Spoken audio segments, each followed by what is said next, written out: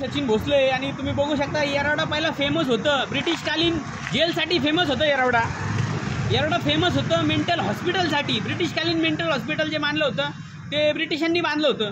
येरवडा आत्ता सध्या फेमस आहे खड्ड्यांसाठी. तुम्ही बघू शकता की खड्डे, हे बघा हे खड्डे, दादा सावकाश जावा, खड्डे आहे रस्त्यामध्ये बघा, हे लोक चाललेले आहेत नागरिक, हे रस्त्यामध्ये खड्डे बघा, हे जे जेल रोडचे खड्डे आहेत. दादा मला असं वाटतं की अपघात वगैरे होऊ शकत आहे. नक्कीच होऊ शकतो. हा मोठा खड्डा बघा, कसला मोठा खड्डा आहे. मला दररोज येऊन जो खड्डा गाडी कोणची बी आरामशीर अडकू शकते, टायर आणि अपघात होण्याची दाट शक्यता आहे.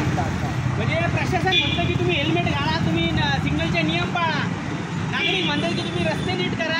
आम्ही नियम 100% पाळू आणि पुणेकर फेमस आहे नियम न पाळण्यासाठी. पण त्याचं कारण हे तुम्ही खड्डे बघू शकता की इथं रस्ता शोधावा लागतोय. बरोबर आहे ना, इथं खड्डे असे आहेत की इथं रस्ता शोधावा लागतो. इथं नाही, अजून पुढे पण भरपूर खड्डे. तुम्ही या पुढे आपल्या कामाचं राहायला रोजचा रस्ता आहे ना,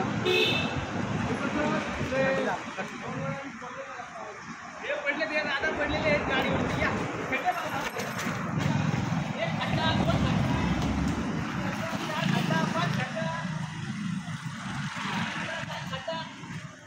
नाही म्हणता किती खड्डे पडलेले आहेत.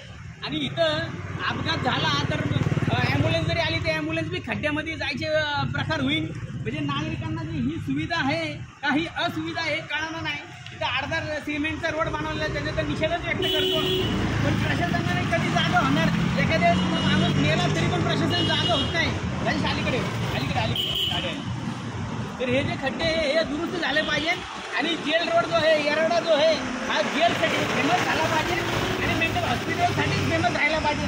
हा खड्ड्यांसाठी फेमस नाही झाला पाहिजे असं माझं वैयक्तिक मत. लवकरात पालिकेने जर हे दुरुस्त नाही केले तर त्यांचा आपण जाहीर निषेध व्यक्त करणार आहोत आणि आंदोलन घेणार आहोत. धन्यवाद.